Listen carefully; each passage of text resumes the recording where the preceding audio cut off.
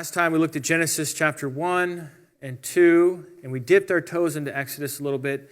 Today, we're going to look at Exodus more and Deuteronomy and look at God's oneness and what he says about himself. Of course, the people of Israel worshipped other gods in Egypt. You remember that, right? Before the 10 plagues. And actually, if you think about the 10 plagues are, if you really study them, they're all Yahweh over against the Egyptian gods. It's like a battle of the gods. And so, like, one of their gods is a frog. Why do you think Yahweh multiplied frogs out of control? 2 or 3 of their gods were protectors of the Nile. God turns the Nile to blood, as if slitting the vein of the god. Right? So, and there are these purpose statements you find where Moses will say to Pharaoh, so that you will know that Yahweh is great, or Yahweh is powerful, I will, cause the sun god to not get in his chariot and drag the sun across the sky for 3 days? I mean, my goodness. Yahweh could do that? Yeah, he can. So like the theological lesson of the 10 plagues for Israel and Egypt is that Yahweh is the one God overall. You're going to hear me say that a lot. He is the one God overall. And so after the 10th plague, they cross through the sea and they get to Mount Sinai. And Moses tells the people, get ready, you're going to meet God. In 3 days, you're going to meet God. And so you need to abstain from sexual contact. You need to wash all your clothes. You need to prepare yourselves. You're going to meet God. And then on the 3rd day, there was lightning and thunder and a thick cloud on the mountain and a very loud trumpet blast. And then God himself came down in a fire on top of Mount Sinai. Must have been epic to watch. And so the mountain was covered in smoke. It says it was like the smoke of a great kiln that was just burning up to the sky. And the mountain shook. And the people trembled. And then out of the midst of that, God spoke 10 commandments. This is what he said. And God spoke all these words, saying, I am Yahweh your God. Now this is what I'm going to do going forward. This is the English Standard Version, the ESV. But I've just substituted Yahweh for the Lord, just to clarify, because this is kind of our focus for this class, is God's identity. So I thought it would be very significant to do that. Other translations do this already, but I like how the ESV is so literal, much more than many other translations. I wish they were more literal in the translation of God's name, to not change it, but just translate it into English letters. But anyhow, so verse 2 here. This is what God says. Out of the midst of the fire to these millions of people, he says to them, I am Yahweh, your God, who brought you out of the land of Egypt, out of the house of slavery. You shall have no other gods before me. You shall not make for yourself a carved image or any likeness of anything that is in the heaven above, or that is in the earth beneath, or that is in the water under the earth. You shall not bow down to them or serve them, for I, Yahweh your God, am a jealous God, visiting the iniquity of the fathers on the children to the 3rd and 4th generations of those who hate me, but showing steadfast love to thousands of those who love me and keep my commandments. All right, so let's just go through this slowly. First up, he introduces himself. He talks to the people directly. He says, I'm Yahweh. I'm the one who rescued you out of Egypt. It's like, nice to meet you, right? Like, that's the first thing you do when you meet somebody. You say your name and what you are to that person. Oh, I'm so-and-so's friend, or I'm the one who got you this job, or I am the one that you've been talking to on email, or I'm the one that got you this sale, or whatever it is, right? So like his relationship to them is pretty much just like, I'm the one that got you out of Egypt, out of the house of slavery. So that's the first thing. And then we see in verse 3 there, you shall have no other gods before me. So like, other than saying his name, that's the first thing he says to him. It's like, I'm Yahweh your God, and don't you have any other gods before me. It's really something. It's telling what somebody's first words to you are when you meet them. And in this case, God's first words are, I got to be supreme. One God over all. Now, I know in Egypt there was Ra, There was Nut, there was Apis, and Hathor, and Isis, and Osiris, and all the other gods of these different creatures, and you've seen the statues of these gods. But he says, you're to have no other gods before me. And then commandment number 2, which starts in verse 4, is no idols. I don't want you making stuff. I don't want you carving images. I don't care if it's of a horse or of a bird or of a fish. These are all things that were in Egypt. These are all things that they were accustomed to in worshiping these other gods. He says, I don't want any of it. Don't make any of it. And if anybody else makes it, don't bow down to them.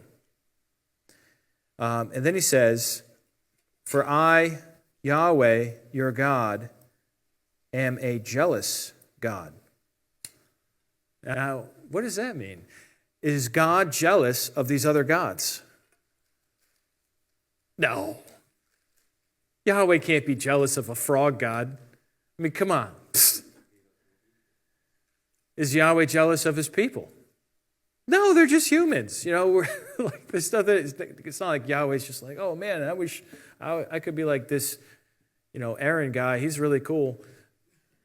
That's ridiculous. So there is another meaning of the word jealous in English, and it's not jealous of, but it's jealous for. If you're jealous of someone, that means you want what they have. If you're jealous for someone, it means you want to keep them for yourself.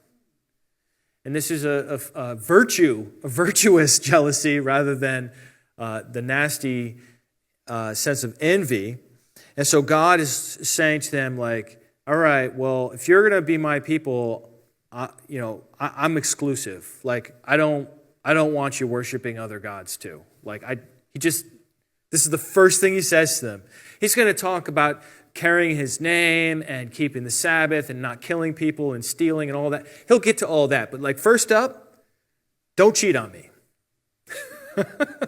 It's like a covenant. It's like marriage, right? Like, don't we kind of say something similar in marriage, that we'll be faithful and so on till death do us part? So it is with God. Now, once again, notice the pronouns that God uses of himself. I, me, and my. Once again, they're all singular pronouns. What's the impression? There's this one amazing God whose name is Yahweh, and he is over all the other gods, all the other people, all of creation. And what was Israel's response? Verse 18, now when all the people saw the thunder and the flashes of lightning and the sound of the trumpet and the mountain smoking, the people were afraid and trembled, and they stood far off. Well, so would I. And they said to Moses, you speak to us and we will listen, but do not let God speak to us, lest we die. Moses said to the people, do not fear, for God has come to test you, that the fear of him may be before you, that you may not sin. The people stood far off, while Moses drew near to the thick darkness where God was. And so Moses, it's just incredible to think of. You have all these people, they all basically ran away. It says they stood afar off. Well, how did they get there? They probably ran away. Maybe they walked away. I don't know. I don't want to disparage them too much. But they got away from the mountain, and they said to Moses, you go. So Moses goes, solo guy.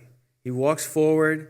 He goes to the mountain that's shaking and burning and all this crazy stuff, and he just, shoop, hikes it. He hikes the mountain right into the cloud, and he disappears. And an hour passes, and nothing happens. And then a day passes, no Moses. Then a week passes. What happened to Moses? I don't know. He went on the mountain, man. Days turn into weeks. Weeks turn into a month. The whole month passes. No Moses. Where did Moses go? He went on the mountain. Gets about 40 days. And they're just like, you know what? Moses is gone. We need to come to grips with it. Like, it was cool, everything that happened, but he's gone. We need new leadership. And so we get Exodus 32, verse 1. When the people saw that Moses delayed to come down from the mountain, the people gathered themselves together to Aaron, that's Moses' big brother, and said to him, up, make us gods who shall go before us. As for this Moses, the man who brought us up out of the land of Egypt, we do not know what has become of him.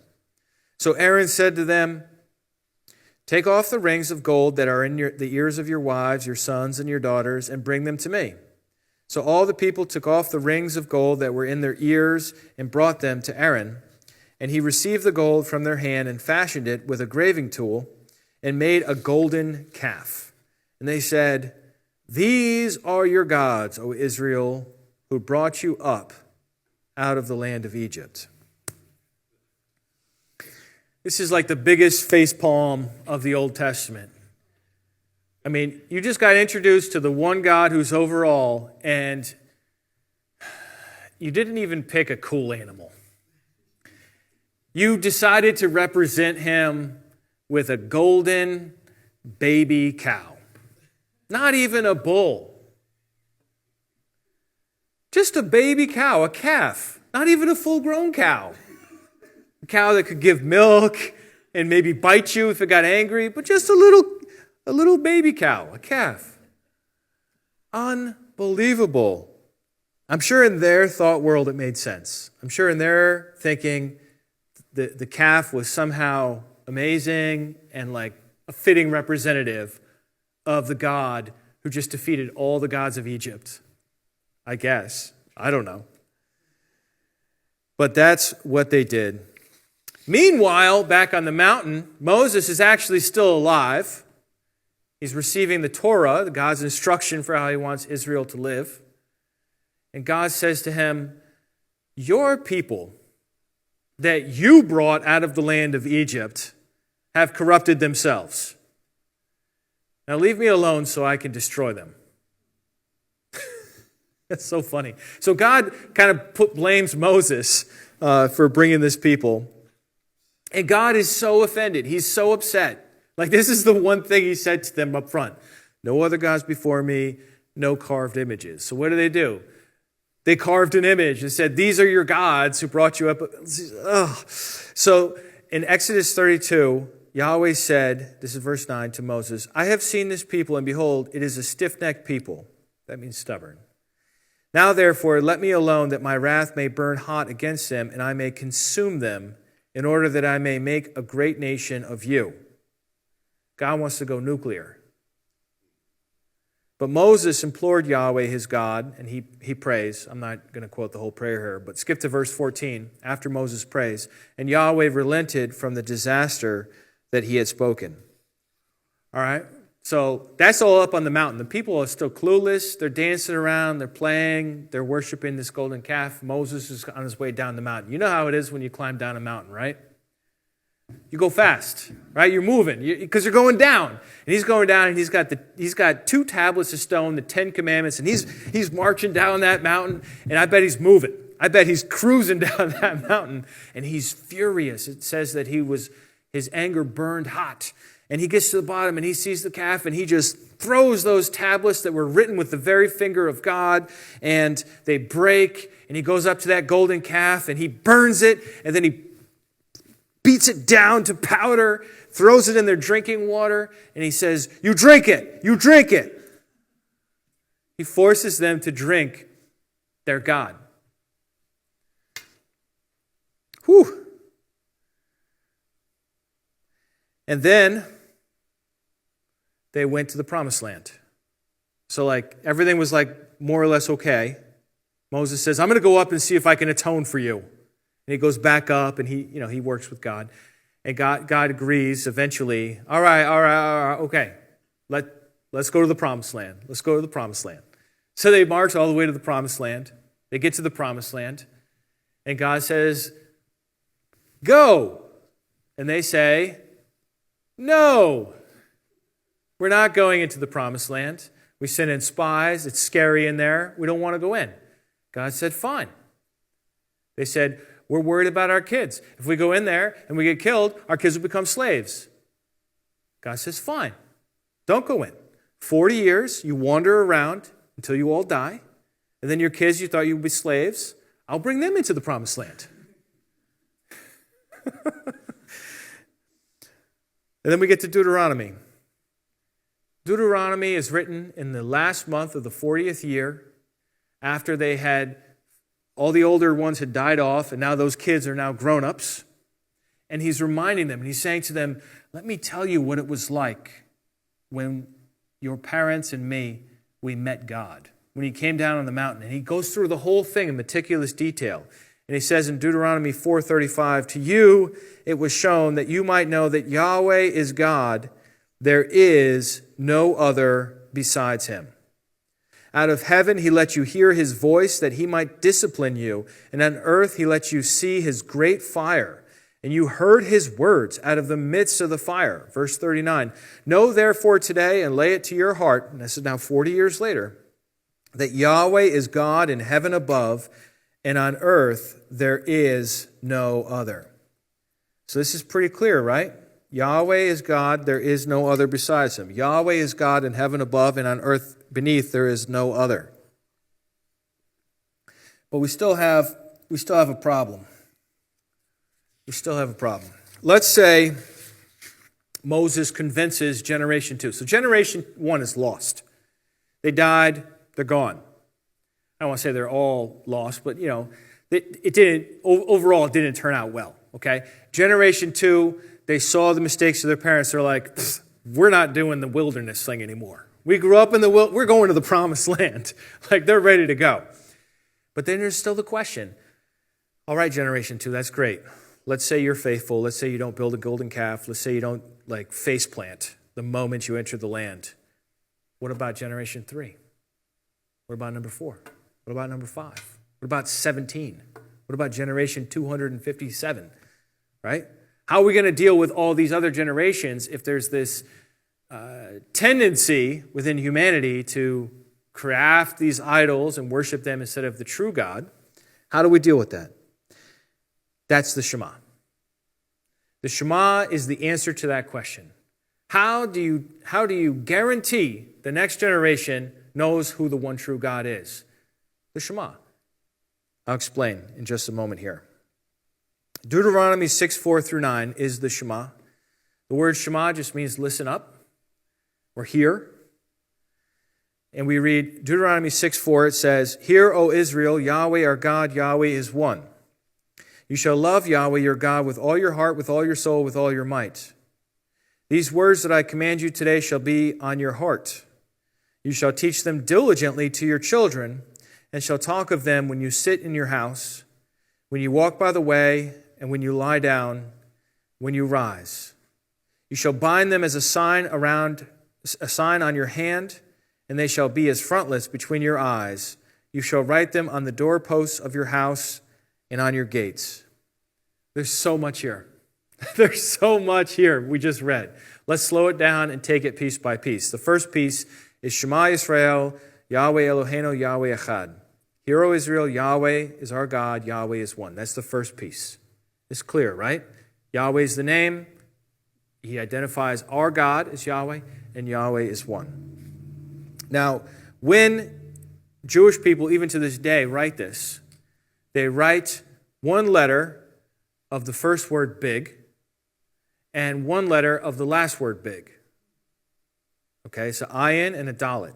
Basically the ah of Shema and the d of Echad, the word one.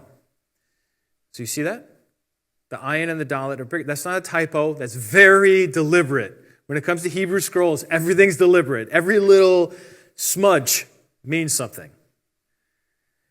These two letters, it's like an A and a D sound, are pronounced aid, and it is a word that means a witness or a testimony. So in Jewish tradition, these are larger to remind the people that this scripture, this Deuteronomy 6:4, hear, O Israel, Yahweh our God, Yahweh is one, is a witness to God's oneness. It's a testimony. Don't mess with it. It's a testimony. It's a witness. You can't, no adjusting this. This is literally in stone. Do not mess with it. And then we get to the next verse, verse 5, which the Jewish people call the Ve'ahavta et Yahweh Elohecha b'chol levavcha uv'chol nefshacha uv'chol meodecha, which translates, and you will love Yahweh your God with all your heart, with all your soul, with all your might. Jesus added one more onto that, but we're not talking about Jesus just yet. Okay? So we're just going to stick with the original. Heart, soul, and might. And this reminds me of the story of Akiva. Rabbi Akiva. He's a Jewish rabbi centuries and centuries ago. One day he was in a cave and he saw water dripping. And when he looked down where the water was dripping, it had carved out a hole in the rock that it was dripping onto. And a rock is so hard to think that water could carve stone. It's unbelievable, right? And he thought to himself, well, man, if water could drip and fall on this rock and make an impression and change the rock, then my old stubborn heart can learn the Torah. And he started studying the Torah and became a rabbi. I don't know if the story is true or not. It doesn't matter. But the point is, that's his mindset. And so he became an avid student of Scripture. And this was during the years of the Roman Empire, after the teaching of the Torah was outlawed in the land around Jerusalem. And they captured him.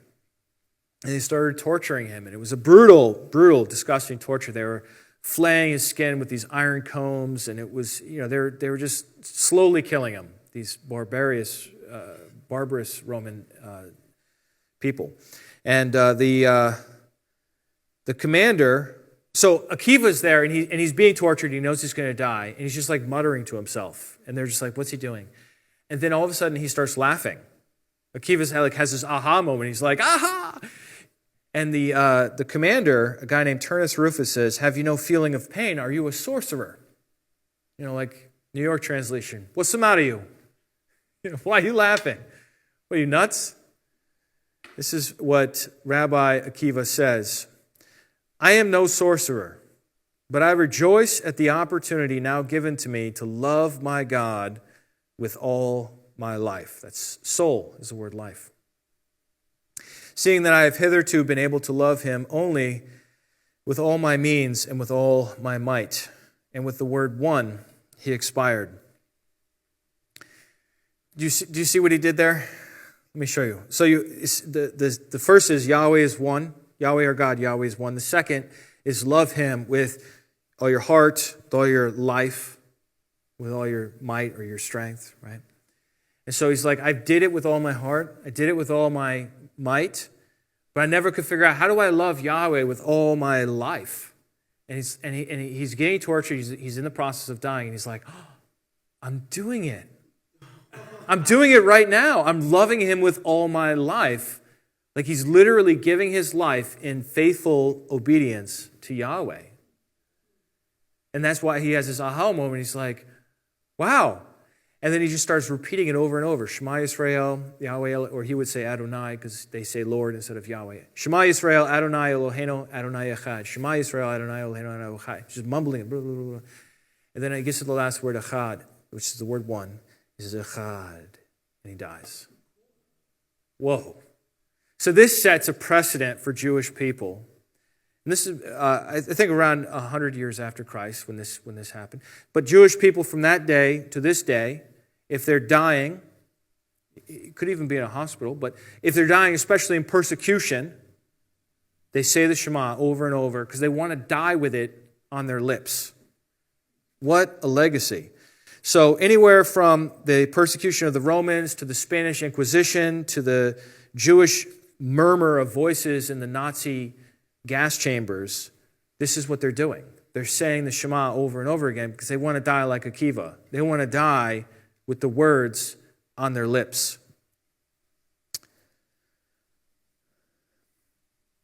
In about 10, 15 years ago, there was a bombing at a Sparrow pizza shop in Jerusalem. Killed 15 people.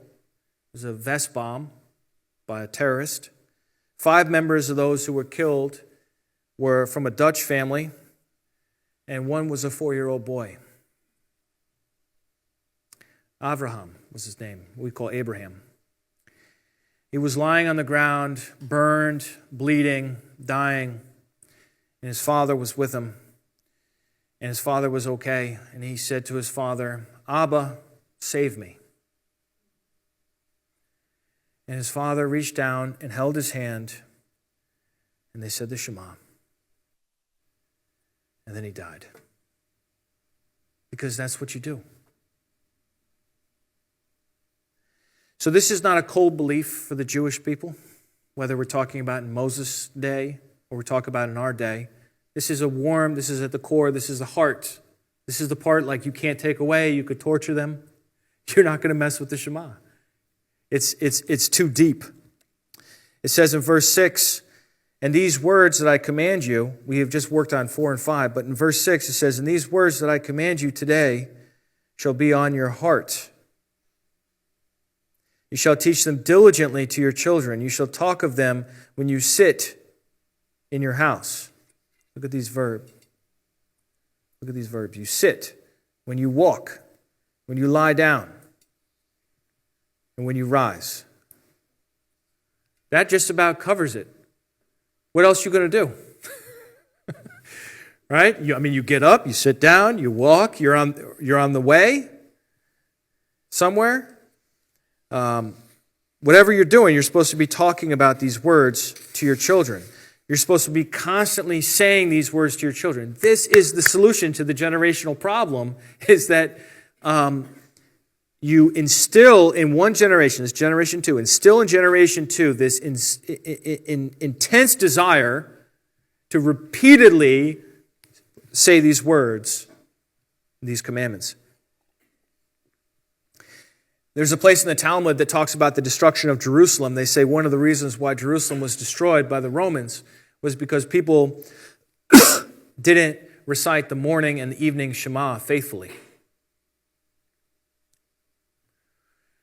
That's something they do to this day, Jewish people. Every morning, they say the Shema. Every night, they say the Shema. Like these, they are under the law, right? I understand, like, we have a different view of the covenants and we believe in Jesus and all this other stuff. They don't have any of that. So they're, like, this is what they do. And they don't take it as an allegory or a metaphor. It says to do this when you sit down. So when they sit down, they do it. The faithful ones, at least. Or when you rise and when you lie down especially. There's a story about a rabbi named Eliezer Silver. This is from Rabbi Shraga Simmons in the Dan Family Aish World Center website. In 1945, Rabbi Eliezer Silver was sent to Europe to help reclaim Jewish children who had been hidden during the Holocaust with non-Jewish families. How was he able to discover the Jewish children? He would go to gatherings of children and loudly proclaim, Shema Yisrael, Hear, O Israel, the Lord our God, the Lord is one. Then he would look at the faces of the children for those with tears in their eyes. Those children whose distant memory of being Jewish was their mothers putting them to bed each night and saying the Shema with them.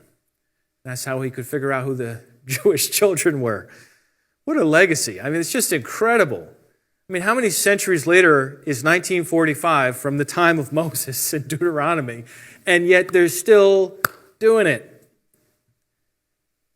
I don't know. I'm very impressed. So the Shema is not a silent, cold belief. It's a hot belief. You hold it in your heart. It's on your lips. You say it when you sit, when you walk, when you lie down, when you rise up. And then in verse 8 it says, you shall bind them, these words, as a sign on your hand, or your arm, your hand, very similar words in Hebrew. And they shall be as frontlets between your eyes. Well, this is referring to the tefillin, which are these 2 black leather boxes containing scrolls or parchment. I don't know if you can make this out on the screen here, but you can see the ayin and the dalet are big still, as a witness against the first line that you don't mess with it. And these are worn daily during weekday morning prayers. One box is worn on the forehead, and the other is on the left arm. Now, I visited what they call the Wailing Wall, or the West Wall in Jerusalem, and this was just a couple of years ago. You can see, to this day, they're putting, and inside the box is the scripture which is read. They're literally putting the scripture on their head. They're literally putting it on their arm. And that's their practice to this day as they daven. they're praying, they're doing their prayers as faithful to Deuteronomy 6, 4 through 9, right up until the present. In fact, we have the Shema painted in our church, right when you walk in the main door. If you come in the main door, you have to walk under the Shema to come in our church. Yeah. It's pretty cool. My Uncle Jimmy painted that. All right, so let's review. Oh, before we review, I forgot one more thing. Then it said to write it on the gate. Look at this, verse 9. You shall write them on the doorpost of your house and on your gates. That's the mezuzah. The mezuzah is, on every Jewish home, it's a decorative case with a parchment with these same verses written, handwritten, unless you're cheap, in which case you get a printed version, with Hebrew letters on the doorpost. And what you do is you touch the mezuzah when you enter the house. You touch it, and then you kiss your hand. That's their custom. Pretty cool, huh? All right, so let's review. First up, Yahweh revealed himself to Israel at Mount Sinai and audibly spoke the Ten Commandments. What that must have been like. His first words were that he is Yahweh their God and that they should have no other gods before him. The first generation failed miserably to worship only Yahweh without idolatry, as the golden calf incident showed. To the second generation, Moses gave the Shema, with instructions to teach it to their children diligently. To this day, Jewish people in Israel and throughout the world are devoted to the truth of the Shema. And I don't want to say all Jewish people are equally devoted. Of course, you know, some people are more devoted than others. But the ones that are taking their faith seriously, part of their faith, in fact, the center of their faith, the very core itself, is, listen, Israel, Yahweh our God, or the Lord our God. They don't want to say the name Yahweh because out of respect. So they say, the Lord our God, the Lord is one. And you shall love the Lord your God with all your heart, soul, and strength. So that's a little bit about Yahweh our God. Yahweh is one. Next time, we're going to look at the prophets and see how Israel did in their subsequent history as we continue in our class about our one God who's over all.